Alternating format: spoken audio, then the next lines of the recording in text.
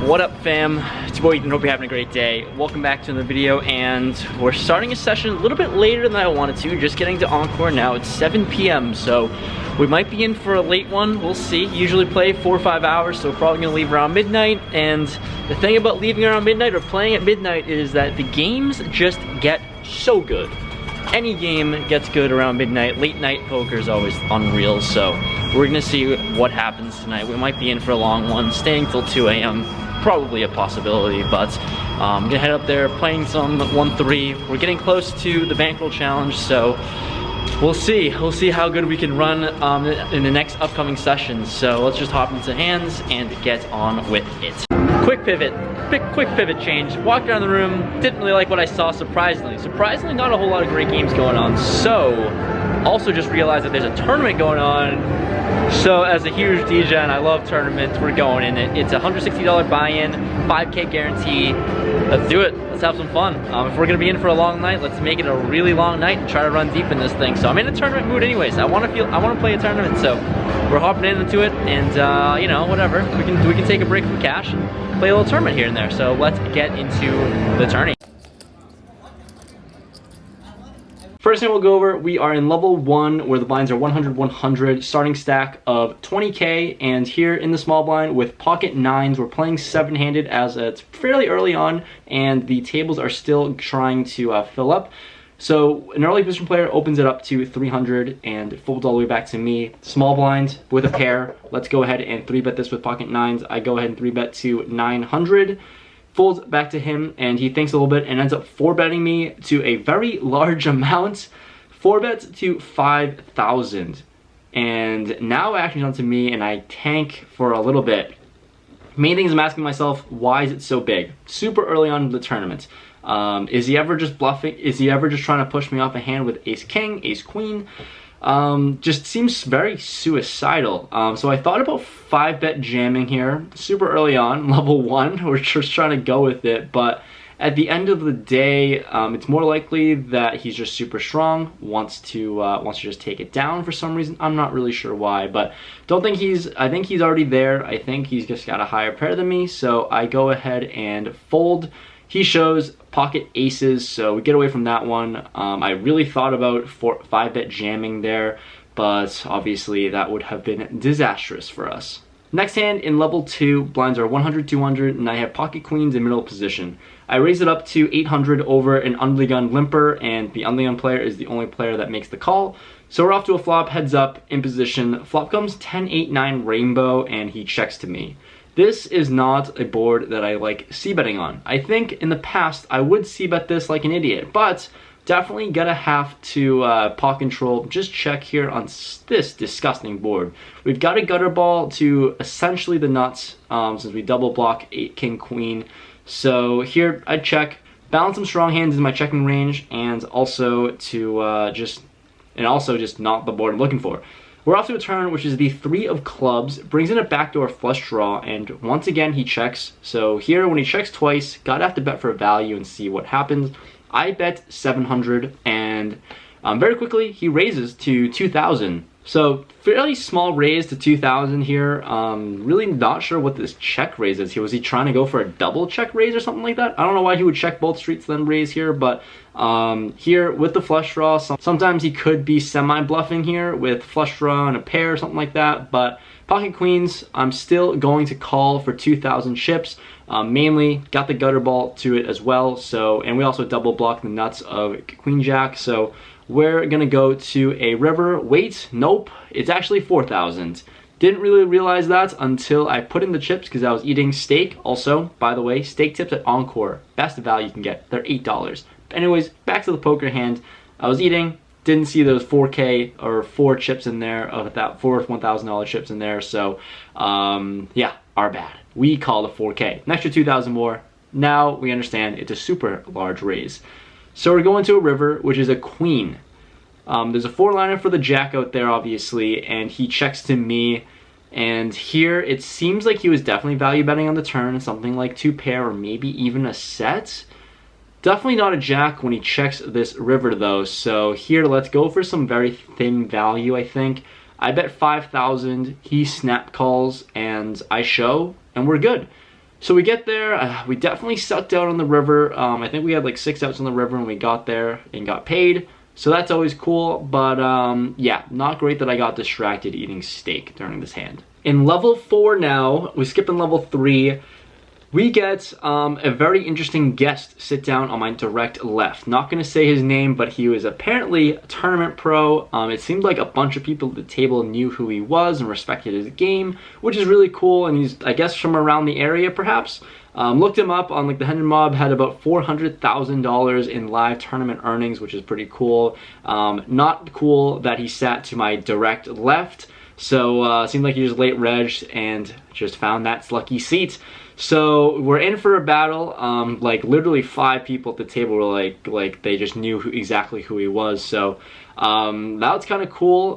Pretty cool to have that on the vlog. Let's try to get in some hands with him and see what happens. So that adds a new dynamic to the table. The table was super active before, and maybe things will tighten up now with this tournament player. Not sure how he plays. I haven't actually heard of him until today, running into him, but we'll see what goes on. So back to level 4, we have King Queen offsuit in the big blind, and the small blind opens the action to 900. Joe, shout out to you, he watches the channel.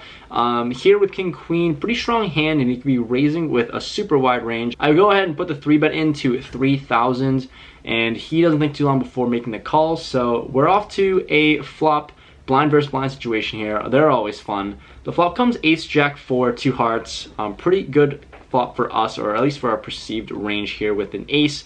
When he checks to me, just gonna have to c-bet an ace high board a lot of the time here, especially with backdoor hearts. I do have the queen of hearts, so not a bad situation. I bet 3,200, and he doesn't think too long before making the call. When he calls, hopefully we can try to improve with the gutter ball or maybe running hearts. The turn is the 5 of diamonds. It improves nothing, and here when he checks to me, I'm just gonna have to check it back. The river is a 7 of hearts, and now the flush draw does complete, and when he checks to me, like, I check back the turn, there's no way that I can bet and have him fold here, so I give up, and he has ace 7 of spades, so definitely a good hand by you to pair. And now I'm sitting on 26K after that dumb bluff. Next hand, we're in level 5. Blinds are 200, 400, 400, sitting at around 26K. And we have ace 4 offsuit in the small blind. A late position, older gentleman limps in. He's playing pretty tight and pretty aggressive when he has a good hand. So limping range is still pretty narrow and tight, I'd assume. And action onto me, I just go ahead, limp it in, and the big blind checks. So we're off to a 3-way limped pot in a tournament. You don't see that very often. Flop comes ace high, it's ace 6-6, 2 hearts out there. I just go ahead and check, not, I mean, I don't think I can get a whole lot of value from worse, really. Ace 4. I just check with ace, with top pair, maybe someone could take a stab at it. Action checks all the way around. The turn is a 10 of spades here, gonna have to bet now with top pair, gonna be thinking I'm good. Get value from a bunch of 10x hands perhaps. I bet 500, the big blind, older gentleman raises to 1,000, and the late position player calls this $1,000 raise here. So, I mean, I'm priced into call with top pair, no kicker, but I mean, one of them probably has a 6, so I go ahead and just fold, especially with both of them being fairly tight, or at least having a tight image. We go to a river, which is a jack of spades. Action goes check, check. The big blind shows 10-3, and the late position shows king jack offsuit. So none of them had the flush draw, and he raised with the pair of 10s. And obviously I fold the best hand, which is crazy, but that's just kind of showing you how freaking ridiculous and good this table is. I just wish this was a cash game. Break number 1 time. Someone please applaud me for the fact that the past couple tourneys, I'm only in for 1 buy-in. So that's kind of cool. Played for 2 hours. It's been 2 hours of play so far, and right now, we're sitting at a starting stack, basically, a little over 20K. I was on the most action table that you could find here at Encore. I wish it was cash, actually. That's how good it was, but unfortunately, it was not, and we couldn't actually pick up any big hands. It was the craziest action. Then we got moved, unfortunately, right before the break. So, sitting on a new table, there's a bunch of deep stacks. We'll see how it goes. We broke the guarantee. I think the prize pool is close to 10K right now, and late reg ends in like 10 minutes. So that's the update so far. I also, how did I not mention this? There was supposedly, I guess people call him a tournament pro. I'm not going to call out his name, but he had about $400,000 in live tournament earnings, which is kind of cool. He sat on my direct left, and I played with him for about 5 minutes before he jammed his stack with top pair, queen 4 on a queen high board, and got called by king queen, and it was like an overbet massive jam. So I guess and then he busted. So that was very short-lived. The hype was short-lived. But anyways, we're gonna get back, gonna do some stuff, and yeah, let's get back to playing some cards and see what happens. The first hand we get dealt after the break in level 7 here, I'm in the button, pocket 3s, red 3s, and here the cutoff limps, and I decide to raise. Kind of iffy. I'm in position, so I can raise and try to take down the blinds and just take it down with pocket 3s, but I go ahead and raise to 2400, and the blinds call, both of the blinds call, and the cutoff calls. So the plan of trying to take it down pre-flop did not work even a little bit. So we're off to a flop 4 ways. The flop is almost as good as you can get for 3s without hitting a set. It's 5-5-6. So, I mean, there's not a whole lot of 5s in people's ranges, I don't think. I'm just putting people on a whole lot of overcards. So when action checks to me, this was a suspect, I mean, iffy, questionable c-bet spot. Let me know what you think in the comments below, because I honestly don't know. Probably it's best to be conservative and check, but I go ahead and bet 3,200 into the field, and the small blind and the cutoff make the call. When I get 2 callers, I'm not good ever. One of them could be on an open-ended draw, but there's no way I'm ahead now. Let's try to bank a 3. The turn is the queen of spades. It action checks to me. Not going to be betting. Just can't. Nothing I can do but give up. So we check it back, and the river is a 4. So we actually rivered open-ended, which is pretty nice. Small blind leads out for 5K. The cutoff folds, and such a small amount. Doesn't matter. I fold too. I just have to. And we're dwindled down to 15K after that flop c-bet. I mean, I think I played this hand very questionably. The very next hand we get dealt, we have pocket 8s in the cutoff, sitting around 15K. A middle position player opens the action up to 3,000, and it folds to me. He has a huge stack, sitting around like 4 to 5 starting stacks, so pretty good stack. I go ahead and just rip it in, 5x his raise. I'm pretty fine with that. I mean, it's a pretty large raise, considering that it's about 20 bigs, but here, I'm just gonna rip it in. Let's try to double up and see what happens. We're not trying to, let's just try to accumulate chips. So it folds all the way back to him. He makes the call, and we're off to the races. We're up against ace king. So let's try to hold and fade a few cards here. The window is an ace, not great. So we got to improve. The turn is another ace, also not great. The river's a brick, so Busto City here. Unfortunate, and we're off to the outro. Sitting at an empty table with my dunks here. Talked to you guys about 10 minutes ago, and we're back here because we just busted. First 2 hands of break, after break, Bust City. That was real quick.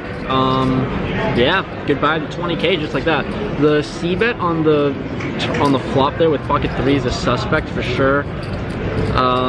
Multi-way, I mean, it's such a pretty decent, it's as good of a board as I could ask for with pocket 3s. So multi-way, still not great, but I don't know. We lost. That was quick. Minus 160. We might hop into cash. We'll see. It's about 9:30, so we've got time. Might hop into a good cash game if we see it. But anyways, thank you guys so much for watching. That's it for this video. Leave a like if you enjoyed. Subscribe if you're new to the channel. All that fun stuff. And yeah, that's all I got today. Follow my Instagram. I post some updates all the time. Every time I play, post something on Instagram. So if you want to connect with me there, definitely do so. And I'll see you guys in the next video. Peace. If you stayed to this point of the video at the very, very end, just a little sneak peek, little teaser, I did end up playing cash. You definitely do not want to miss the next video when I post it, because if you follow my Instagram page, you kind of have a clue what happened. Exciting things to come, just a little tease. You should watch the next video. Be excited about it, because we've got some things rolling up soon in the next couple of videos, so be on the lookout.